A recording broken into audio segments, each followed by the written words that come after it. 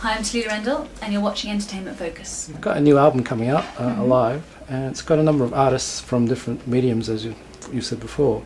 Can you tell us more about it and how the collaboration came about? With the last album, I just worked with one artist. I worked with Beshley, and she did a painting for each song.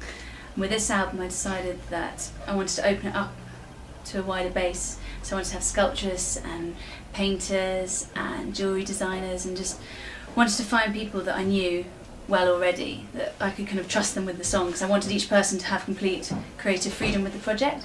So I basically just scanned through all the good buddies that I could find and then approached them one by one and gave them a song, and just...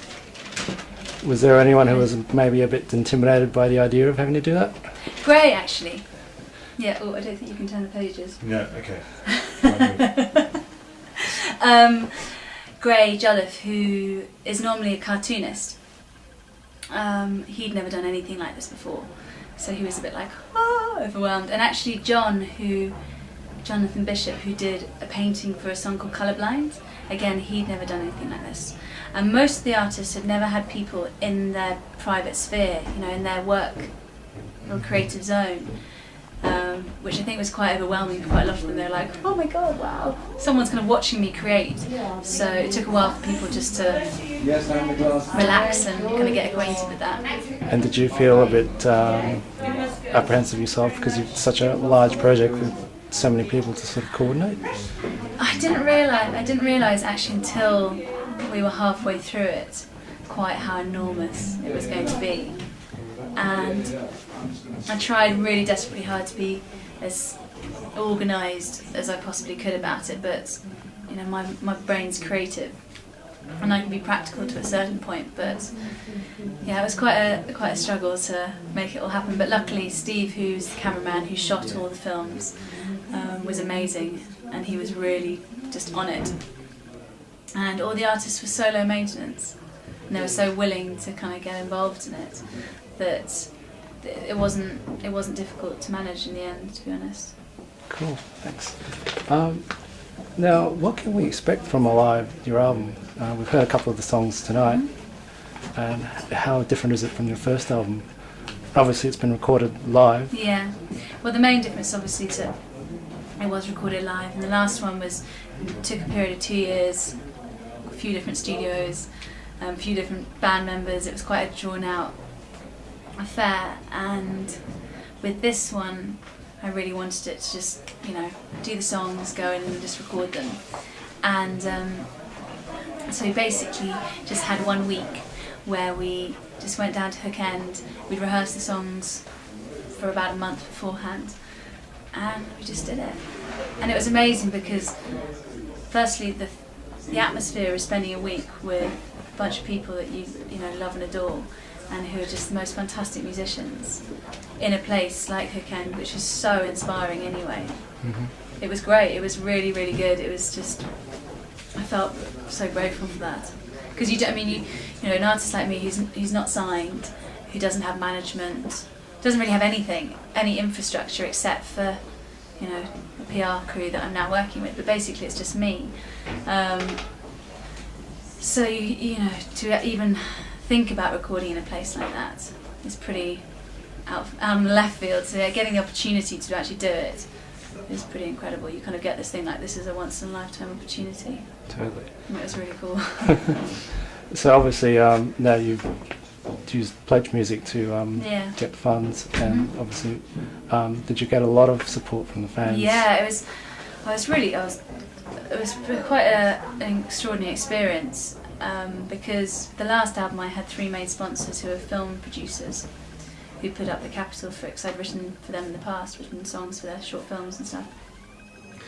But with this one, the people that pledged were just normal people, and the first handful of people that went on the day that we made the site active, there was one. The stories that they'd pledge, and then I'd email them back and say, thanks a lot, and we'd start talking about where we'd met or where they'd seen me play, and I'd always ask, how are you, and what's going on with you. And the first person who pledged was a girl called Sarah, and she was like, oh, you know, everything's not that great. She's basically allergic to everything. She's allergic to dust. So she can't go outside unless she has this injection. And the injection, it's now been made, the NHS have made it so you have to buy this thing now. And it was free before. So she now has to raise a certain amount of money each month so that she can actually afford to have this injection so she can go outside. And she was the first person to pledge, and I was just like, it got quite emotional. This person who's like basically raising money so that she can survive is pledging so that I can make music. Yeah. It felt a bit embarrassing, to be honest. And there were quite a few stories like that. People that just had very little, and who gave enormously, and it was quite an incredible experience. Must really make you feel inspired to sort of write stuff. Yeah, it was really inspiring. It was just, you know, it can be quite a questioning journey being an artist. You know, you're doing something that you love, and you're very unsure whether anyone else is going to enjoy it. And so when a whole heap of people basically pledge money, give you money so you can carry on creating, you know, it's a pretty almighty experience. Absolutely. You know? Yeah. To say the least. Mm-hmm. Now, your new single, Ghost in the Water, it's a really sort of a haunting piece. Can you tell us more about the story behind it? I was, with Ghost in the Water, I had basically, when was it? It was, I can't remember, but it was sort of the end of last year, and I basically couldn't afford to pay rent. And so I was sort of asking around, and this really amazing lady, who's a friend of my dad's, had a houseboat. And she said, you know, you can come and live in my houseboat and, you know, look after my daughter and my cat. And so for 6 months, I basically lived on a boat down on the Thames, this huge, amazing, beautiful boat. And I'm half Australian, so for me, being outdoors or water is quite an important thing. And so every day you'd see this, you know, the sunrise and the sunset, these incredible horizons that you just don't get in London. And I really wanted to do another album. I wanted to kind of get things going, and it was, you know, it's anything with when you're creative, you go through quite dark periods and then you go through quite happy periods, and the sound of the water just coming in every morning or every evening, you know, was just totally triggered this little story in my head. And then it became Ghost on the Water, this sort of idea of this little creature coming in, and, you know, this tale. And then Amy, who is the dancer in the video, I met at a pole dancing festival where me and Joe and the rest of the band had been invited to come and play. We were the only band, basically, and we performed on the side of this lorry. Very weird. And Amy had flown over from New Zealand, and we met that night and got on really well and decided that we were going to do a tour with her out in New Zealand, so we flew over there. And then she agreed to come back and dance for 11 hours. She flew back for 3 days and did the video and then flew back again. So she did it 11 hours straight? Yeah, 11 hours straight. It was, I mean, that girl is so fit, and it was all completely improvised. That's amazing. It was completely mesmerising. I mean, I'm lazy. I'm really goddamn lazy, and so just to watch someone of that athletic build, and she's flying back next week to come and perform at the single launch. So have you taken any tips from her on the pole dancing? I'm such a bad pole dancer. I'm just really unclassy. She tried to give me some lessons, but you just have to be really fit. Be really goddamn fit. But I would love to, you know. I think it's what she does is dance. You know, people say pole dance and they imagine it to be quite a slutty thing, and yeah, it can be quite slutty. But hers it's you know, it's ballet but with a pole. You know, it's amazing. Cool. Now, you said that you've toured New Zealand, and you've also toured Australia and Japan. Mm-hmm. And what was the experience like? It was amazing. For me, touring outside of the UK, gigging outside of the UK has always been much easier. People in Japan, I mean, Japan was unbelievable. You do these gigs, and it was almost, you sort of felt reverential. You know, it was just silent whilst you're performing, and then clapping furiously when you finished, and then silence again. And they were just so involved in what you were doing, but in such a kind of captivated, silent way. It was beautiful.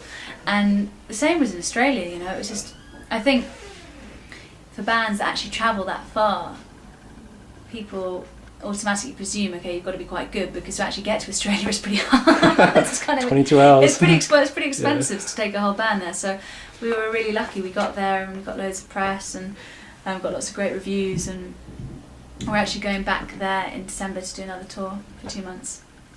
So you think you've got a really big fan base? Yeah, now? we've got. I mean, it's extraordinary that I've been playing music for 10 years, and I've released 3 different albums, and never played there. Never played in Australia. Went to Australia, and came back with a manager, a booking agent, a tour for the next year. Whereas in the UK, that's just. I've spent my life for the last 10 years going, does anyone want to manage me? Anyone want to, give me some idea about how the hell I'm supposed to do this?